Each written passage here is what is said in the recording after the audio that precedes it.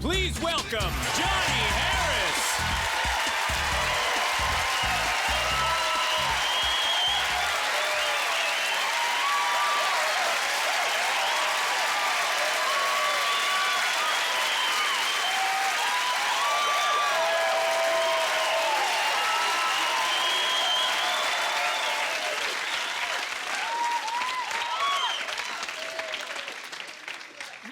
So, my mom is with that group, MAD, right? Mothers Against Drunk Drivers. You heard of them, right? And I said to her, Mom, I think what you should do is let the dads in on the action, too. And that way you could call it Fathers and Mothers Against Drunk Drivers. And that way you could say, yeah, we used to be mad, now we're effing mad. Right?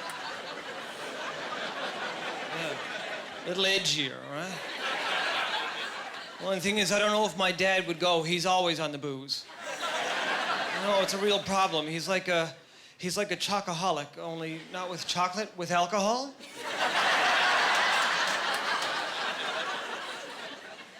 Myself, I don't drink very much because I find it very hard on my stomach. Last summer, we went down to one of these all-inclusive resorts. You know, these deals where they have the free bar in the swimming pool? I swam up to the bar and, needless to say, ended up with a watery stool.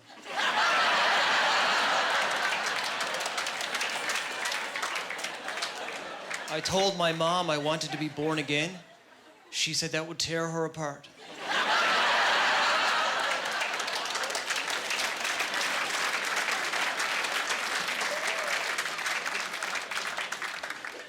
My dad is a philosophy professor, true story.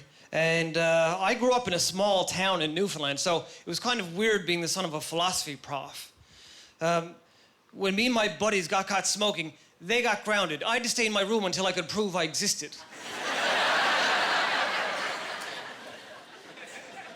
I moved to Toronto from Newfoundland about 3 years ago, and I really love Toronto. Toronto gets a bad rap, you know. With the rest of Canada, they say it's unfriendly. I don't think that that's fair.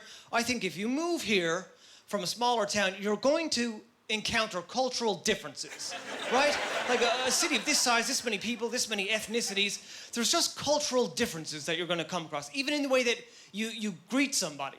Like out east, we often greet someone with a nod and a wink, right? We do, you know, what's that, right? In Newfoundland, particularly, we'll cock it off to the side, right? We'll do a, you know, a little, oh, one of those, right? And just here in Toronto, it's just a little bit different again, right? It's more like, right? Cultural differences they have to get used to. Like, I find it fascinating how here in Toronto, people will order pizza by the whole and eat it sober.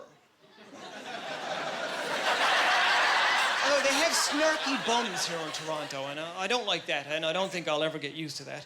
I came out of the Eaton Centre, and this guy asked me for some change, and I had a handful, so I just give it to him. He starts picking out pennies and nickels and throwing them in the street. Anything less than a quarter. I gave him a bit of a look, right? And he looks at me and he says, "What? You think you're better than me?" I said, "I think I'm doing better than you."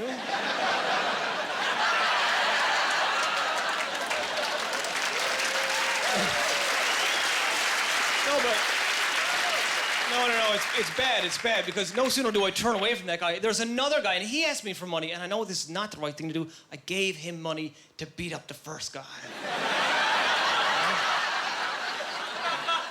Another funny thing about Toronto is that Prince lives here. Prince manages to sleep with so many beautiful women, and I don't really get that, right? Women they go crazy for Prince. But I've always thought of him as being sort of like small, feminine, wears a lot of makeup. In a weird way, he's my ideal woman, right?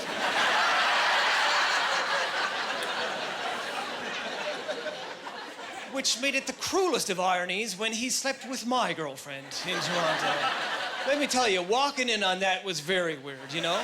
Because I walked in, it's like, "Baby, what are you doing?" "Who's your girlfriend?" "With the mustache." "Prince?"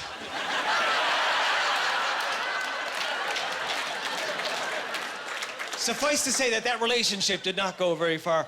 And I found myself online, surfing the web looking for dating tips. I'm not bragging, that's just what I ended up doing. But you know what I found out there? I found out that strawberries are an aphrodisiac, right? They're supposed to heighten sexual arousal. So apparently is passion fruit, hence the name. But do you know which fruit women find absolutely irresistible? Prince. Come on, guys. Come on, you're not... You have a chance to learn from my mistake here, right? You know? I'm not saying that your wives and girlfriends are the cheating kind. I'm just saying, if you're not watching Prince live, you don't know where he is.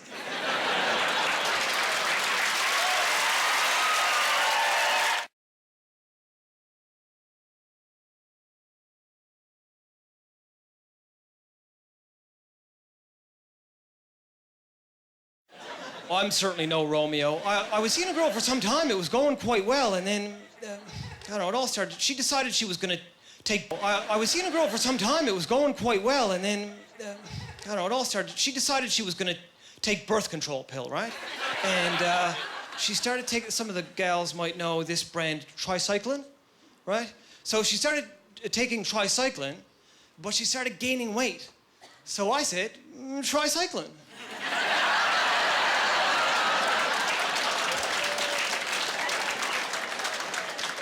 It didn't go over too good. But we just, a lot of couples get to this point. I think we just got to the point where we would argue about everything. We'd argue about everything. Like, I remember this one fight we had. Maybe I shouldn't even drag this up, but you know what? I think if I just let you in on this little argument that we had, I'm positive that you'll agree with me and I'll have some vindication, all right? So we had this, condoms, all right? Condoms are made out of latex, right? Which is a type of rubber, right? Which is a form of polymer, which is like plastic, right? So used condoms don't go in the garbage, they go in the recycling. Am I right?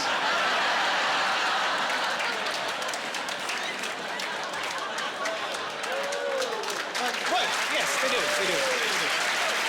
I knew it.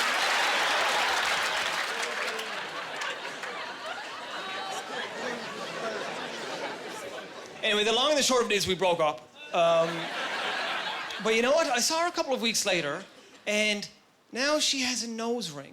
And that almost made it easier for me, because call me old-fashioned, I've never really been able to get into the nose ring, right? For me, a nose ring is this nice, shiny, decorative thing just in the wrong place, right? For me, a nose ring has the same aesthetic as a cat passing tinsel.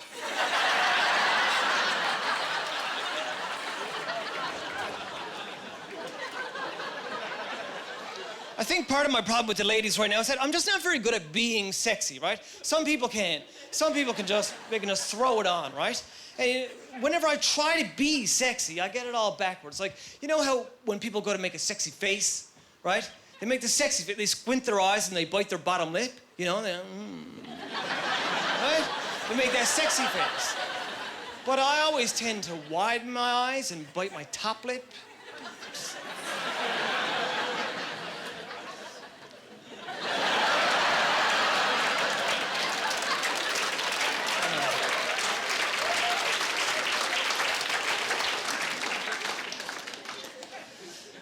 And I feel like I should be out there. I feel like I should be getting into the game, right?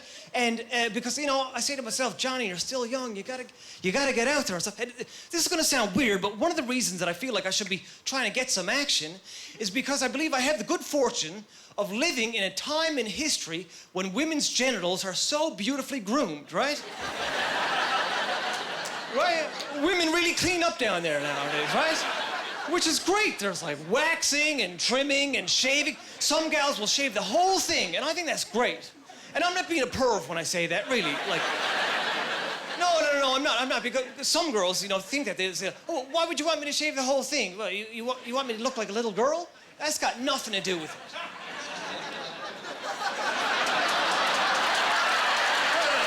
No. That's got nothing to do with it. It's simply a matter of accessibility, right? Like, ladies, if you want us to put in a bit of FaceTime, then it just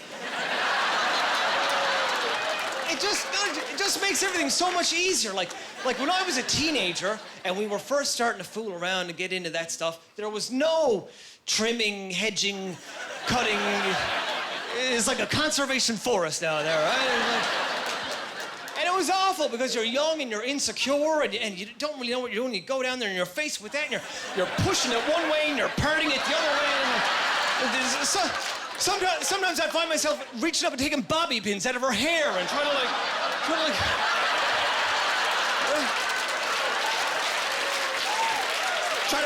try to section off a work area, right? Try to section off a work area.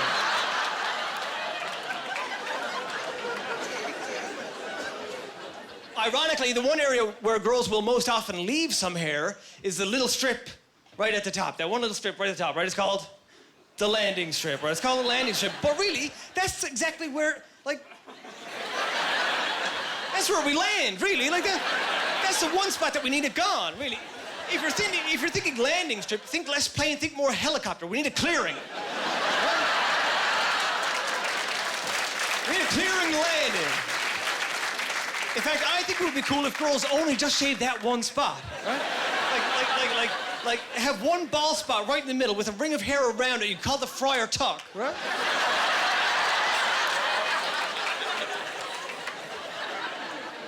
I find a lot of the time it's the guys you least expect who are getting the action, right? Like Prince. But not just Prince, like Tiger Woods. Honestly, I mean, I know that he's a great athlete, very successful, but you know, he's sort of got that nerdy quality about him, doesn't he? I certainly didn't expect that he was sticking his one wood in every hole he could come across, right? And then with the fallout of that scandal, he lost so much money because so many endorsements were dropped, right? But you know what? I have a bit of a conspiracist's mind, and I think that in Tiger's defense, it might have been the companies that sponsored him and their slogans that subliminally drove Tiger to sleep with so many women, right? Let's just take a look at the top 5, all right? Gatorade, is it in you? Right? Nike, just do it. Right? American Express, do more. Right? General Motors, hard as a rock. And last but definitely not least, Titleist, who make his golf equipment, serious balls for serious players.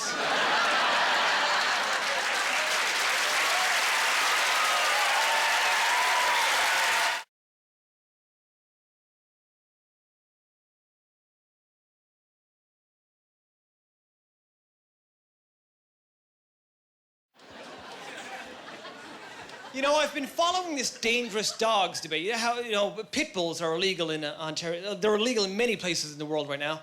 And it's an interesting dilemma. Like, a lot of people who support these breeds, what they call... All right, let's get the show started. Show of hands, irritable bowel syndrome. Irritable bowel syndrome? Brave lad, brave man over here. Irritable bowel syndrome is a terrible affliction. There's a lot of gas, a lot of cramping, a lot of very violent, best word to sum it up, explosive, right? But the worst thing about irritable bowel syndrome is that a lot of doctors don't believe that it's a real condition. They think it's simply a neuroses on the part of the patient and that there's actually nothing wrong with you, okay? Let me tell you something. If you fart, okay, and you can smell it, and you are on a motorcycle traveling 100 kilometers an hour, there's something wrong with you, right? I was riding up the highway on my motorbike and I broke wind, and about 4 seconds later I was like, well, what? No, it cannot be, right? Because think about it. If you break wind at 100 kilometers an hour, 4 seconds later, you're about 80 feet away from where you broke the wind, right? And that's troubling for a couple of reasons. First of all, it means that the fart is traveling at a speed equal to or greater than 100 kilometers an hour, right? And in this country, that's illegal. Right? Secondly, given the fact that a gas will naturally expand in all directions equally, at the same time, the outer ring